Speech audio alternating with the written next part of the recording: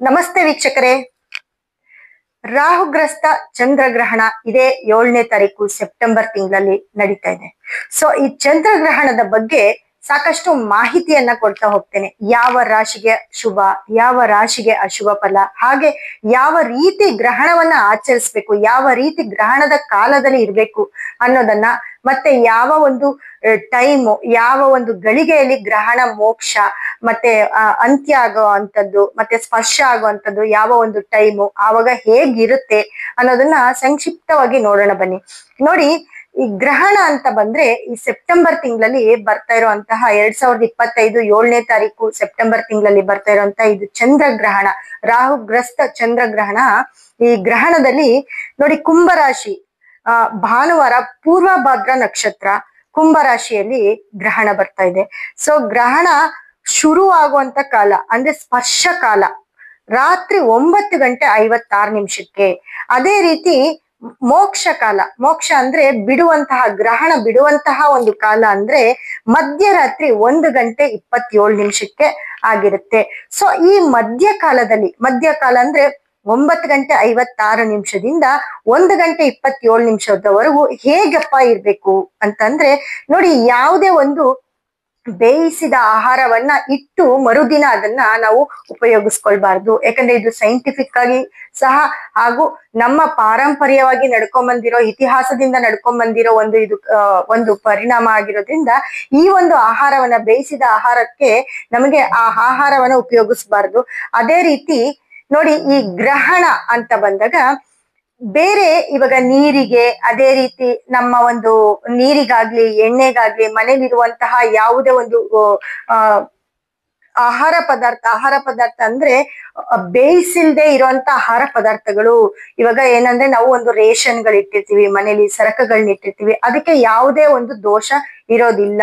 ಅದೇ ರೀತಿ ಬೇಯಿಸಿದ ಆಹಾರಕ್ಕೆ ಯಾವುದೋ ಒಂದು ಕ್ರಿಮಿಕೀಟ ಆಗಿರ್ಬೋದು, ಆ ಒಂದು ನಡೆಯುವ ಕಾಲದಲ್ಲಿ ಆಗುವಂತಹ ಸೈಂಟಿಫಿಕ್ ಬದಲಾವಣೆಯಿಂದ ಕೂಡ ಆಹಾರ ವಿಷಯುಕ್ತವಾಗಿರುತ್ತದೆ ಅಂತ ಹೇಳ್ತಾ ಬರ್ತೀವಿ. ಅದಾದ್ಮೇಲೆ ನೋಡಿ, ನೀವು ಆ ಗ್ರಹಣ ಕಾಲದಲ್ಲಿ ಯಾರೆಲ್ಲ ತುಂಬಾ ಎಚ್ಚರಿಕೆ ಆಗಿರ್ಬೇಕು ಅಂತಂದ್ರೆ, ತುಂಬಾ ಅಶಕ್ತರು, ರೋಗಿಗಳು, ಹಾಗೂ ಮುಖ್ಯವಾಗಿ ಗರ್ಭಿಣಿ ಸ್ತ್ರೀಯರು ಇವರೆಲ್ಲ ಕೂಡ ಬೇಗ ಊಟವನ್ನ ಮುಗಿಸ್ಕೊಳ್ಬೇಕಾಗತ್ತೆ. ಅಂದ್ರೆ ಸಂಜೆ 6:30 7 ಗಂಟೆ ಈ ಟೈಮಲ್ಲಿ ಊಟವನ್ನ ಮುಗಿಸ್ಕೊಳ್ಬೇಕಾಗತ್ತೆ. ಜೊತೆಗೆ ಅದರಲ್ಲೂ ಗ್ರಹಣದ ಟೈಮಲ್ಲಿ ನೀವು ಅತಿ ಹೆಚ್ಚು ದುರ್ಗೆಯನ್ನ ಆರಾಧಿಸ್ಬೇಕಾಗತ್ತೆ. ಯಾಕಂದ್ರೆ ಇದು ರಾಹುಗ್ರಸ್ತ ಚಂದ್ರಗ್ರಹಣ ಆಗಿರೋದ್ರಿಂದ ದುರ್ಗಾ ಪೂಜೆಯನ್ನ, ದುರ್ಗೆಯ ಒಂದು ಜಪವನ್ನ ಅಥವಾ ದುರ್ಗೆಯನ್ನ ಆರಾಧಿಸೋದು, ಇದೆಲ್ಲವನ್ನು ಕೂಡ ಮಾಡ್ತಾ ಬಂದ್ರೆ ತುಂಬಾ ಒಳ್ಳೇದಾಗತ್ತೆ ಗ್ರಹಣದ ಒಂದು ಕಾಲದಲ್ಲಿ. ಅದೇ ರೀತಿ ನೋಡಿ, ಈ ಗ್ರಹಣ ನಡೆದಾಗ ಈ ಗ್ರಹಣದ ಒಂದು ಪರಿಣಾಮ ನಮ್ಮ ಭೂಭಾಗಗಳಲ್ಲಿ ಏನಪ್ಪಾ ಆಗತ್ತೆ ಅಂತಂದ್ರೆ, ಇದು ಭೂಕಂಪನಗಳು ಜಾಸ್ತಿ ಆಗ್ತಾ ಹೋಗುತ್ತೆ ಗ್ರಹಣ ಆದ್ಮೇಲೆ. ಇವಾಗ ಕೆಲವೊಂದು ಕಡೆ ನೀವು ಆಲ್ರೆಡಿ ಇವಾಗ ನೋಡ್ತಾ ಇದ್ದೀರಾ, ಗ್ರಹಣದ ಹಿಂದೆ ಮುಂದೆ ಸ್ಟಾರ್ಟ್ ಆಗ್ತಿದೆ, ಮತ್ತೆ ಜಲಪ್ರವಾಹ ಜಾಸ್ತಿ ಆಗ್ತಾ ಹೋಗುತ್ತೆ. ಹಾಗಾಗಿ ಗ್ರಹಣದ ಹಿಂದೆ ಆಗಿರ್ಬೋದು ಅಥವಾ ಗ್ರಹಣ ಆಗಿ ಇದು 1 ತಿಂಗಳ ಕಾಲ ಇದರ ಒಂದು ಎಫೆಕ್ಟ್ ಇದ್ದೇ ಇರುತ್ತೆ.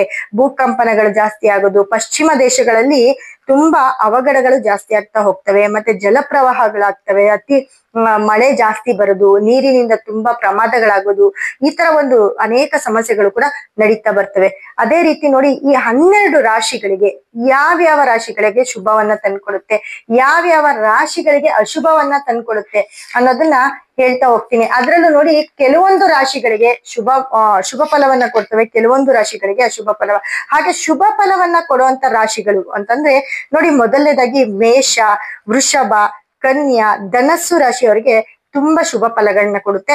ಅದೇ ರೀತಿ ಅಶುಭ ಕೊಡುವಂತಹ ರಾಶಿಗಳು ಅಂತಂದ್ರೆ ಕಟಕ, ವೃಶ್ಚಿಕ, ಕುಂಭ ರಾಶಿ ಹಾಗೂ ಮೀನ ರಾಶಿಗಳಿಗೆ 1 ತಿಂಗಳ ಕಾಲ ಈ ಗ್ರಹಣದ ಎಫೆಕ್ಟ್ ಅಶುಭ ಫಲಗಳನ್ನ ನೋಡ್ತಾ ಹೋಗ್ತೀರಿ.